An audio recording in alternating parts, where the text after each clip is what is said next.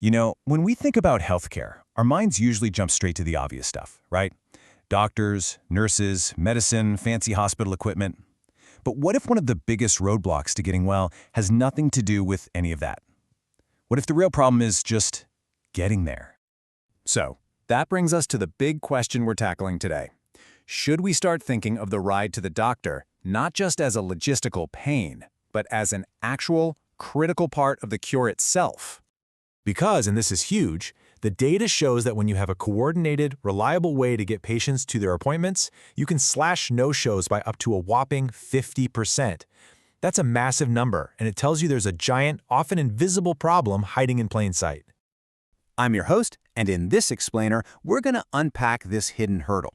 We'll start with the problem, then navigate the absolute maze of current solutions. After that, we'll look at a much better way forward using technology, and finally, we'll talk about what this all means for the future of healthcare. Okay, so let's dig into that first hurdle. For so many people, think seniors or anyone with limited mobility, getting to a doctor's appointment isn't just some small inconvenience. No, it's a real barrier that can literally be the difference between getting care and not getting it at all. And look, this is not a small thing. A missed appointment is so much more than just an empty time slot on a calendar. It could mean a serious diagnosis gets delayed. It can mean a critical treatment plan gets interrupted. And what happens then? Well, it often leads to more emergency room visits, which drives up costs for the entire system. So you see, fixing transport isn't just about making things easier. It's about better health and actually spending our money smarter. So if we all agree it's a problem, what are we doing about it right now? Well, in a lot of places, like the Czech Republic, patients have to navigate what I can only call a reimbursement maze. It's complicated.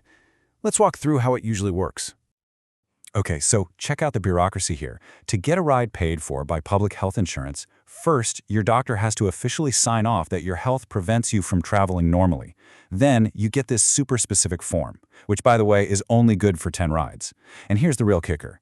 Insurance will only cover the shortest possible route to the nearest hospital that can treat you, not necessarily the best one or the one your doctor actually recommended.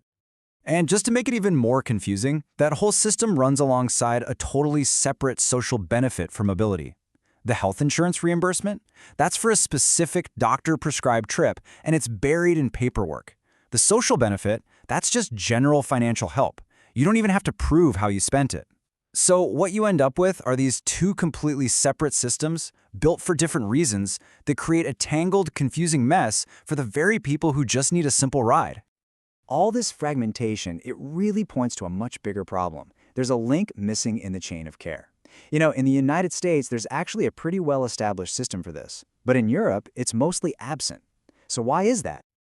Well, the concept is called non-emergency medical transportation, or NEMT for short.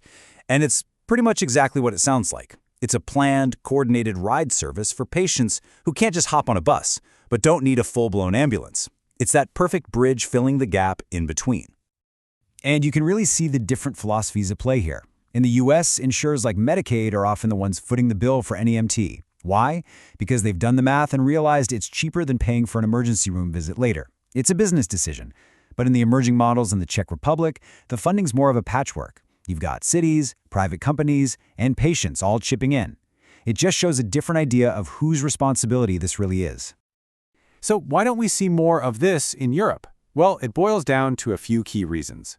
First, there's something called the universal coverage paradox. The system is great at paying for the actual treatment, but it completely forgets about the logistics of getting you to the treatment. Then you have split responsibilities between health departments and local governments, which creates all these gaps. And because public transit is so good in many cities, it kind of masks the problem, even though it's a huge issue for anyone in a rural area. Basically, health and social services just live in their own separate worlds. But those gaps are finally starting to be filled, and it's all thanks to technology. So let's take a look at how a modern, coordinated platform actually works. We'll use a Czech company called Ordinační taxi as our case study. Remember that crazy bureaucratic maze from a few slides ago? Okay, now look at this. It's so simple. A patient or employee makes one request. An automated system instantly verifies if they're eligible. The platform books a ride with a partner like Bolt, the whole trip is cashless and tracked. Then a return trip is set up and all the data gets organized for reporting. It's a clean, seamless 5-step process. And the results? They really speak for themselves. This technology makes things incredibly efficient. We're talking about a car arriving in under 10 minutes in a city, the entire booking process taking less than a minute, and over 95% of arrivals being on time. These aren't just aspirational goals. This is how it actually performs. And for a company offering this to their employees, the benefits are crystal clear.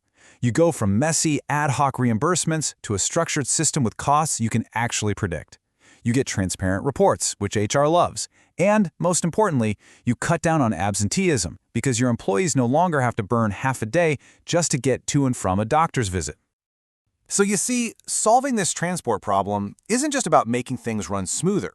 It actually creates this amazing ripple effect that helps a whole bunch of people and institutions all across society. I mean, think about it. The patients and seniors, they're the obvious winners. They get to their appointments with way less stress. But then you have the doctors and hospitals who benefit from having way fewer no-shows. Companies see their absenteeism drop. Cities can offer a really effective social service without needing their own fleet of cars. And of course, families get that incredible peace of mind knowing their loved ones are getting to their appointments safely.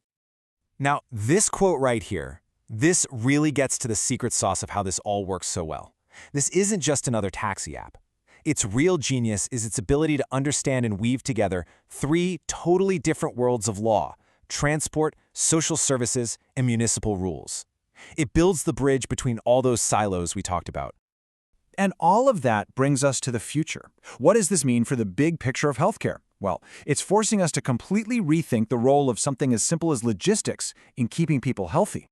And really, this is the core idea. When we start treating transportation as a part of a patient's actual care plan, we make a fundamental shift. We move from a system that's reactive, waiting for problems to become emergencies, to one that's proactive, making sure preventative care is something people can actually access. Which leaves us with one final thought to chew on. If a simple ride to an appointment today can prevent a super expensive emergency room visit tomorrow, shouldn't we start thinking about prescribing that ride just like we prescribe medicine?